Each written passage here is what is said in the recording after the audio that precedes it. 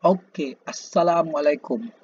Ini ada satu ulasan dekat Malaysia kini yang mengatakan dilema yang terus menekan UMNO. Ini Hasbaizi Zain yang tuliskan. Cerita dia, aku dah baca dah dia punya ulasan dia.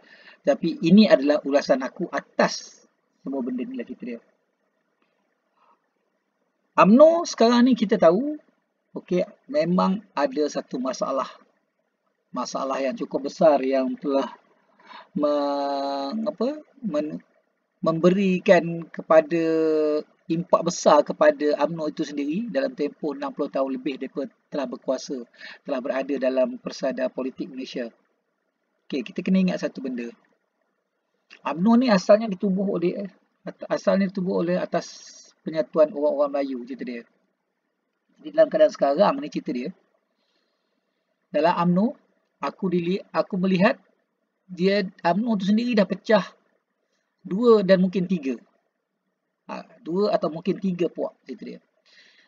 Satu puak adalah yang bersama dengan Presiden UMNO, iaitu Ahmad Zahid Hamidi. Dan satu lagi puak adalah yang dipanggil kluster menteri. Kan? Atau kita panggil kluster kroni lah, cerita dia.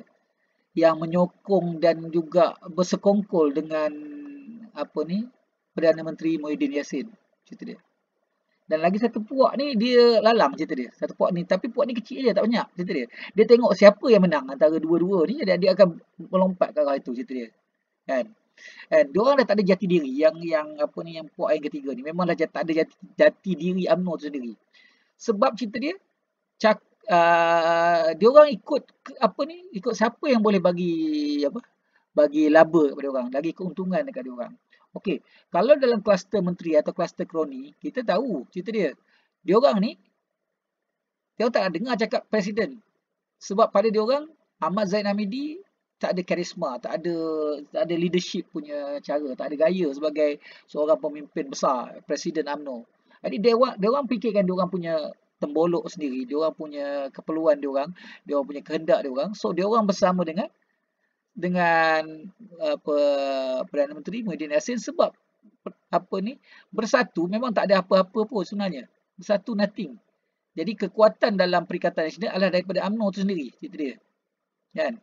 Jadi diorang menempel di situ supaya dapat macam-macam benefit, dana, dapat imbuhan, laba dan sebagainya. Jadi itu yang berlaku sekarang ni. Sebab itulah bila Perhimpunan Agung UMNO atau PAU 2021 baru ni menegaskan bahawa sepatutnya UMNO memutuskan hubungan dengan Perikatan Nasional. Kan? Tapi itu tidak dibuat. Kan? Dan itu tak dibuat dan tiba-tiba pula Presiden boleh mengatakan kluster menteri atau mana-mana ahli parlimen UMNO yang terlibat dengan kerajaan Perikatan Nasional boleh membuat keputusan mereka sendiri. Yang mengikut kepentingan diorang untuk sama ada nak bersama atau tidak.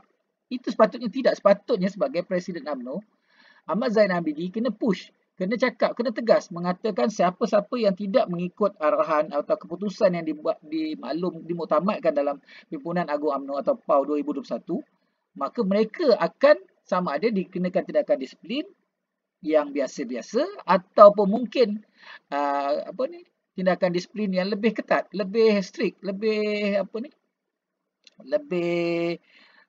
tegas. Jadi cerita dia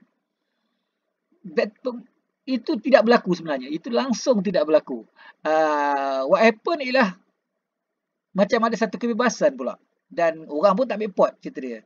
Tengok tu, pemimpin veteran UMNO, Shahid Zahmad sendiri mengakui UMNO kini berada dalam krisis kepimpinan yang menggoncang parti, dia kata. Kita tahu cerita dia, benda ni. Keputusan yang diumum oleh Presiden UMNO sekadar angin lalu dan dilanggar begitu saja oleh panglima politik derhaka dalam UMNO. Okey, sekarang ni bila kita tengok dalam kes derhaka ni, cerita dia, yang baru-baru 2 hari, 3 hari sudah ni, bila ada Taqiyuddin telah menderhaka kepada Yang Tuan Agong dalam isu ordinan darurat. Muhyiddin juga terlibat sama. Azhar Harun, Idrus Harun, adik-beradik tu, Speaker Dewan Rakyat dan juga Peguam Negara. Jadi kita nampak bahawa tak ada cara untuk UMNO mengendah tidak ambil pot, tidak mengendahkan isu ni. Isu ni berat sebenarnya. Kalau UMNO nak jatuh ditolak oleh majoriti pengundi atas pagar pada pilihan raya ke-15, try lah UMNO bersama dengan bersatu untuk melawan dengan raja, cerita dia. Melawan dengan Yang Bertuan Agong. Sebab rakyat pengundi atas pagar, dia ni lain dia punya cara. Kita tahu pengundi solid, pengundi tegar UMNO ataupun bersatu ke sebagainya, dia orang tetap akan keputusan dia orang, itu cerita hal. Tapi tidak ada dalam sejarah Malaysia mana-mana calon pilihan raya yang menang atas dasar solid 100% undi daripada penyokong dia. Tak ada. Semuanya mesti akan dapat menang dengan syarat ada undi daripada pengundi atas pagar. Masalah, pengundi atas pagar lebih kurang dalam 60%. Banyak tu cerita dia. Ada tengah-tengah tempat mungkin 40%, 30%, bergantung lah. Tapi still banyak. Dan ianya menunjukkan arah yang berbeza selalunya. Jadi kalau dia orang tak dapat sokongan daripada pengundi atas pagar, dan confirm dalam keadaan sekarang ni ialah dipanggil Kerajaan Perikatan Nasional versus Yang Bertuan Agong, confirm lah pengundi atas pagar akan memilih Yang Bertuan Agong, cerita dia. Kan? Jadi diorang akan melihat bahawa apa sahaja tindakan Kerajaan Perikatan Nasional adalah satu yang menderhaka. Kan? Walaupun Agong tidak mengambil tindakan tegas atas benda ni, itu kita tak tahu kenapa dia tak nak ambil tindakan tegas. Saya pun tak faham cerita dia. Kan? Tapi tak apa, itu prerogatif dia. Kan? Prerogatif Yang Bertuan Agong. Tapi apa pun kita tahu bahawa rakyat akan bersama dengan Yang Bertuan Agong. Pengundi atas pagar. Jadi kalau UMNO nak mati bersatu, UMNO kekallah menyokong. Kan? Kluster menteri ni atau kluster kroni ni kekallah menyokong kerajaan pimpinan Muhyiddin Yassin, cerita dia. Itu kalau nak matilah, cerita dia. Tapi kalau rasa nak survive, tarik diri. Sepatutnya hari ni, cerita dia, Presiden UMNO Ahmad Zahid Hamidi patut membuat satu kenyataan akhbar atau sebagainya, mengarahkan Timbalan Perdana Menteri Ismail Sabri untuk tarik diri daripada bersama dengan Perikatan Nasional. Kalau UMNO beranilah, Ahmad Zahid Hamidi berani, cerita dia. Kan? Tapi kalau dia tak buat, menampakkan bahawa memang UMNO akan dijatuhkan juga lah, cerita dia. So, sebab kita tahu Muhyiddin Yassin akan cuba mencari jalan untuk mengekalkan diri, menyelamatkan diri dia. So sekarang ni yang ada isu dengan Yang Bertuan Agong adalah 4 orang, cerita dia. 4 orang ni, 4 nama ni. Taqiyuddin Hassan sebagai Menteri Undang-Undang, Azhar Harun ialah Speaker Dewan Rakyat, Idrus Harun Peguam Negara, dan juga Muhyiddin Yassin, Perdana Menteri Malaysia. Dan dalam kes derhaka dan juga atas kes ordinan darurat, pembatalan ordinan darurat pada 21 Julai 2021, ini adalah 4 nama. So sekarang ni kita tahu Muhyiddin Yassin tidak akan meletakkan diri. Kan? Dia akan cuba menarik sokongan sebab apa yang boleh daripada UMNO dan juga lain-lainnya. Tapi dia mesti ada seseorang yang akan dimatikan atau dikambing hitamkan atau dijahanamkan, cerita dia. So ada seseorang atau mungkin 2 orang, cerita dia. Jadi daripada apa yang aku nampak, speaker dia tak boleh nak turunkan. Sebab kalau dia turunkan speaker Azhar Harun, ada masalah nanti. Sebab timbalan